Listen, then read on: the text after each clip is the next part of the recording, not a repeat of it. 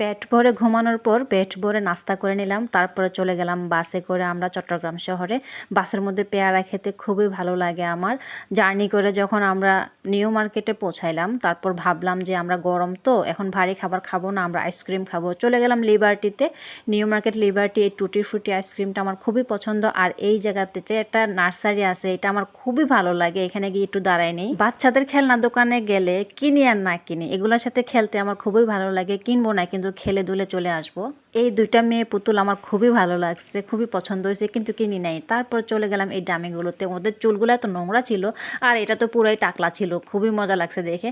আর কালো শাড়ি দেখলে তো আমি পাগল হয়ে যাই। যেহেতু আমি ছোট না, তো এই ফ্রকগুলো আমাকে মানাবে না, শুধু দেখে দেখে চলে আসছে। আর এদের শাড়িগুলো পরা এত ভালো লাগে, আমি 2 ঘন্টা চেষ্টা করলো এভাবে শাড়ি পরতে পারবো না কখনো। এতগুলো শাড়ি দেখার পর আমার শাড়ি পছন্দ হয় নাই। চলে গেলাম শৈল্পিকে। দেখি শৈল্পিকে গিয়ে 3 পিস 2 পিস 1 পিস কিছু ভালো পাই কিনা, কিন্তু না, আজকে আমার কোনো কিছুই পছন্দ হইতেছে না। অনেকগুলো ড্রেস দেখলাম, ভালো লাগে নাই।